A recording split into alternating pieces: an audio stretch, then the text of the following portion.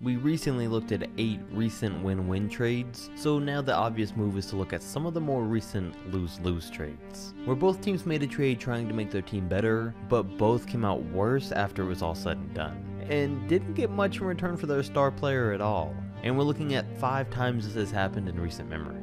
Before we do start the video though, I want to give a quick shout out to today's sponsor, ExpressVPN. Now if you're not familiar with what a VPN is, let me explain. VPN stands for Virtual Private Network, and its main uses are for security, privacy, and content unblocking.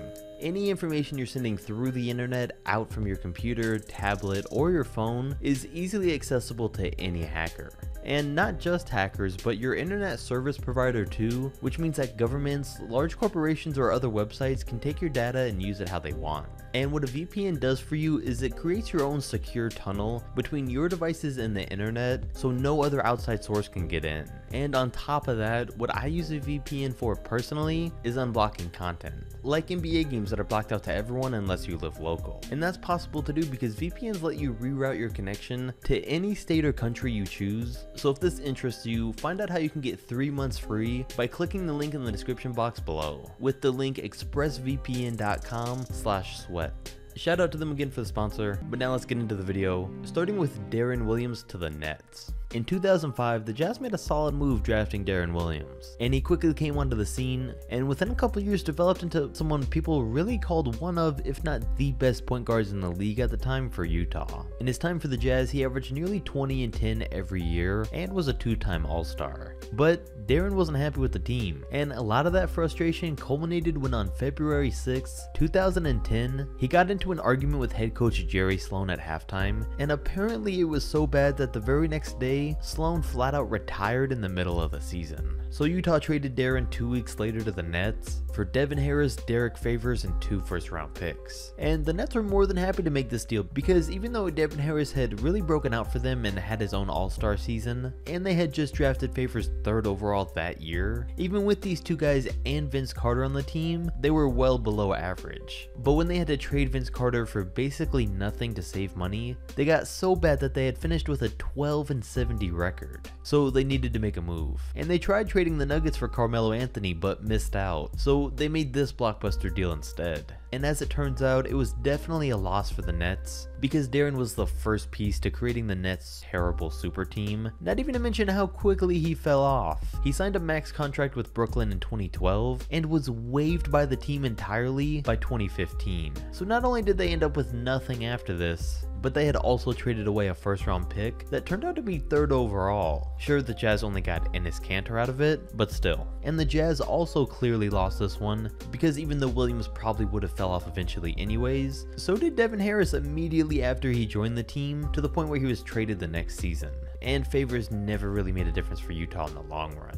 But speaking of this trade, in a way it leads us to number 2, with the Dwight Howard mega trade. Because when Dwight requested a trade in 2011, the Nets were one of the 3 teams he requested to go to, and they tried to make it happen to make him a part of their super team, but it just never worked out. And as we know, Dwight was the most dominant center in the NBA by a huge margin. He was the most dominant center since Shaq, and after he led the Magic to the finals and got swept, on top of coaching issues he was already having, he realized that they weren't ever going to win a championship. And as we know, he got traded to the Los Angeles Lakers in a 4-team trade, also involving the Magic, 76ers, and the Nuggets. That's really turned out to be a lose-lose-lose-lose. And there's a few ways that we can break this down, but I think this way will probably be the best to just see how everyone came out as losers. Starting first with the Nuggets. They gave up Aaron Aflalo, Al Harrington, a 1st-round pick, and a 2nd-round pick, and got Andre Iguodala in return.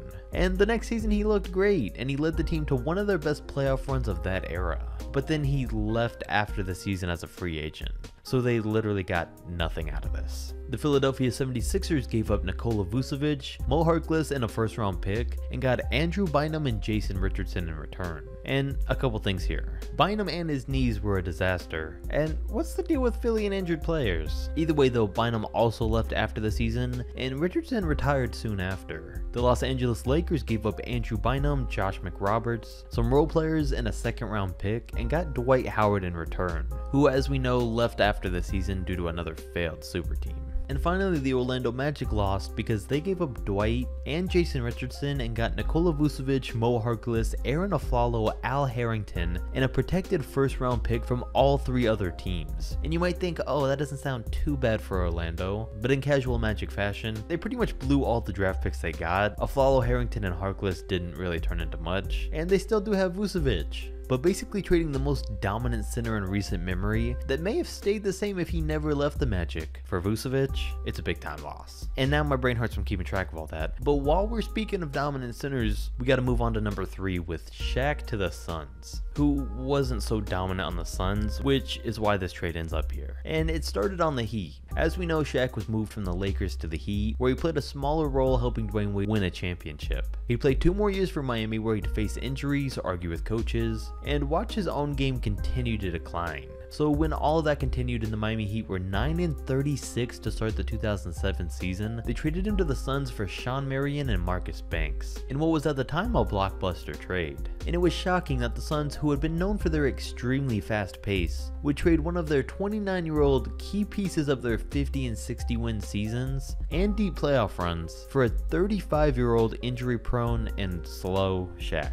But I mean, Steve Kerr was the Suns GM at the time, and he figured it was time to switch things up and get a big man to play alongside Amari Stoudemire and try him out with Steve Nash. And even though Shaq put up 17 and 8 a game and made the All-Star team in his first full season there, he never fit in with the team or their system, which played a big part in them missing the playoffs for the first time in 5 years, so he was traded after the season. And with that being said, it might seem like a good deal for Miami because at least they got something out of the aging Shaq, but Sean Marion was also never a good fit with the Heat and only played 58 games for them before getting traded again. Now it wasn't terrible for them, but considering how things turned out, we'll still count that as a loss. Then switching gears a little bit to number 4, we have the Rudy Gay to the Raptors trade. And here's a trade you probably weren't expecting, because Rudy was rarely talked about back then, and even more so now. There was a time though where people believed Rudy would become a star for the Grizzlies. In his second season he averaged 20 points a game, and that was a good sign for his future, and the teams who already had Zach Randolph and Marc Gasol. But after that second season, his game really never went anywhere, because he continued to average 19 points a game every year for the next 4 seasons, until the Grizzlies realized that if they weren't getting a star, they should trade Rudy for a player that wasn't taking away as many touches from the more efficient Randolph and Gasol. And their solution was trading him in a 3-way trade where the Raptors got Rudy Gay, the Grizzlies got Ed Davis, Tayshaun Prince, and Austin Daye, and the Pistons got the expiring contract of Jose Calderon. And it turned out to be a bad move for Toronto. Even though Rudy did play at nearly the same pace as he did before the trade, which was good, he made the Raptors as a team worse. While they might not have been any good even before he got there, he didn't make them any better, only helping them to a 22-29 record in the 51 games he played for them.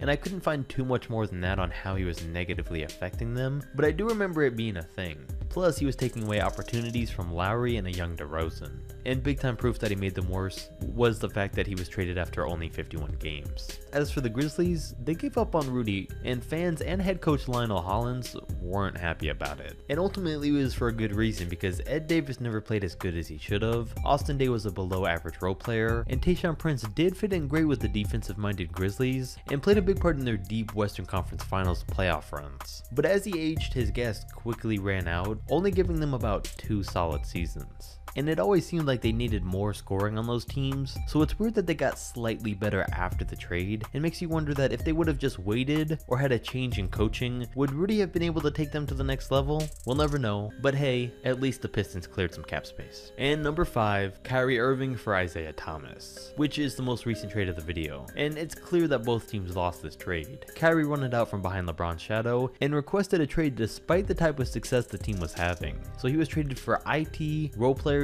and the pick that would become Colin Sexton. And we're talking about an Isaiah Thomas who just averaged 29 a game but missed the playoffs because of an injury. And I have no doubt in my mind that the Celtics knew Thomas's injury was worse than they were letting it be known. I mean, the trade was almost reversed as soon as the Cavs doctors saw Isaiah, but in the end it wasn't. And as we know, he's never been the same player since. Played very few games for Cleveland and found his way off the team pretty quickly, and ended up getting traded for Jordan Clarkson and Larry Nance Jr. So the Cavs basically got them and Colin Collin Sexton for one of the top point guards in the league, which we can easily call a losing situation. But Irving also got injured and missed the playoffs in his first season.